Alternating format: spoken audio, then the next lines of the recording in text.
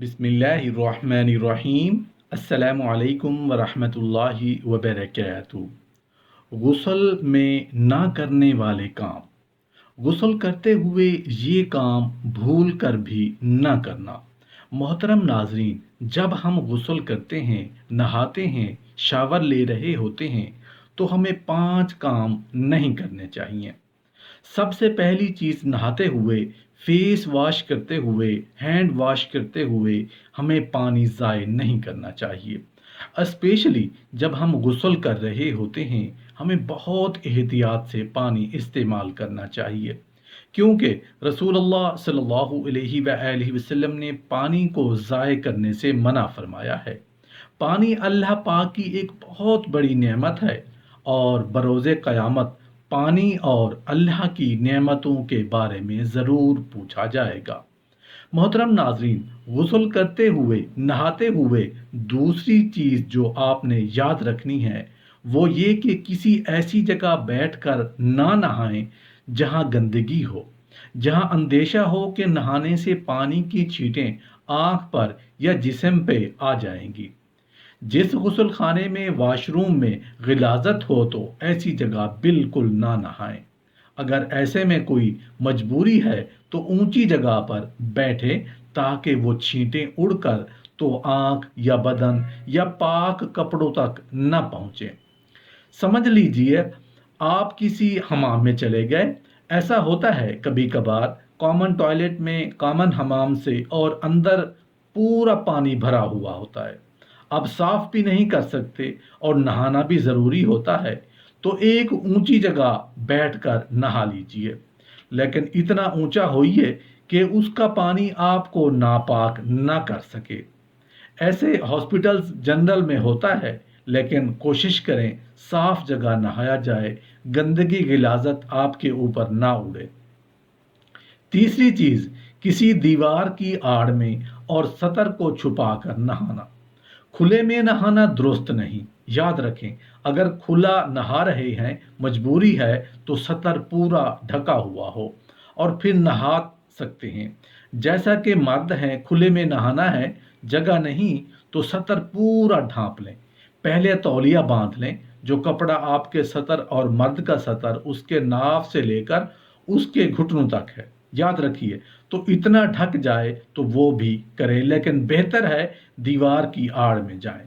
शर्मगाह ढक कर, बहरहाल ये भी ज़्यादा बेहतर है, क्योंकि ये हया के तकाज़ों में है, लेकिन कोई वाजिब और ज़रूरी नहीं। याद रखें, आप नंगे होकर भी नहा सकते हैं, लेकिन बेहतर है कि आप कुछ पहन लें, शर्मगाह को ढांप लें। और अगर खुले में नहा रहे हैं तो सतर छुपाना ज़रूरी है, और अगर अकेले में नहा रहे हैं तो सिर्फ शर्मगाह भी ढक जाए तो काफ़ी है।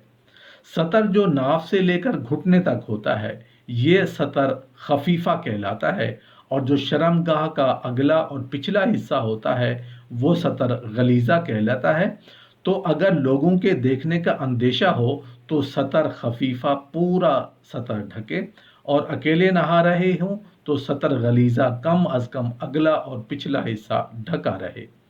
चौथी चीज, ठहरे हुए पानी के मुतालिक याद रखिए कि आप सल्लल्लाहु अलैहि वसल्लम ने फरमाया कि ठहरे हुए पानी के अंदर जो है, अगर जनाबत की हालत में हो तो कोशिश करें कि गिलाजत को बाहर ज़ायल करें और फिर ठहरे पानी में उतरने की कोशिश करें। गिलाजत को ज़ायल करना वो बाहर कर लें और फिर ठहरे हुए पानी में जाएं। सीधे जाके उसी में ज़ायल करें, यह गिलाजत तो हो सकता है आपको भी और दूसरों को भी उससे तकलीफ हो। तन्हाई में जहां दूसरों की नज़र पड़ने का खतरा ना हो, नंगे होकर गुस्ल करना दुरुस्त है, ताहम उस वक्त भी तहबंद वगैरह बांध कर गुस्ल करें तो ज़्यादा बेहतर है। पांचवी चीज़, वॉशरूम या गुस्ल खाना से कमर बंद बांधते हुए मत निकलें, बल्कि अंदर ही अच्छी तरह बांध कर तब बाहर आएं। और शर्मगाहों की हिफाजत करने वाले मर्द और हिफाजत करने वाली औरतें, अल्लाह को बकसरत याद करने वाले मर्द और बकसरत याद करने वाली औरतें, उन सब के लिए अल्लाह ने बख्शिश और बहुत बड़ा अजर तैयार रखा है। بدکاری سے بچنا اور اپنی شرم گاہ کی حفاظت کرنا ایسا اہم مسئلہ ہے کہ نبی کریم صلی اللہ علیہ وآلہ وسلم اقرار توحید کے ساتھ ساتھ جن امور کا عہد لیتے ان میں ایک یہی شرم گاہوں کی حفاظت ہے۔ چنانچہ اللہ تعالیٰ کا فرمان ہے، اے نبی، جب آپ کے پاس مومنہ عورتیں بیعت کرنے آئیں تو ان سے یہ بیعت لیں کہ وہ اللہ کے ساتھ کسی کو شریک نہیں بنائیں گی، نہ چوری کریں گی، نہ زنا کریں گی، نہ اپنی اولاد کو قتل کریں گی۔ غسل خانہ اگر کچا ہے اور اس میں پانی جمع ہو جاتا ہے تو وہاں پیشاب کرنا مکروہ تحریمی ہے۔ احادیث طیبہ میں اسے نسیان اور وساوس کا سبب بتایا گیا ہے۔ غسل خانہ اور بیت الخلاء میں بلا ضرورت بات چیت نہیں کرنی چاہیے، لیکن اگر ضرورت پڑ جائے تو بات چیت کی اجازت ہے۔ مثلا کسی ضروری بات کا جواب دینا ہو تو یہ منع نہیں۔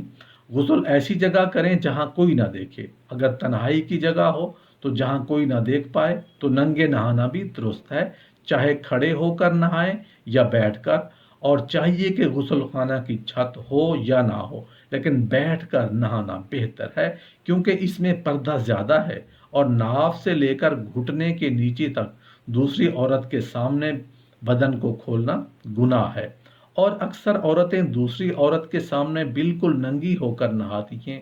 یہ بڑی بری اور بے غیرتی کی بات ہے۔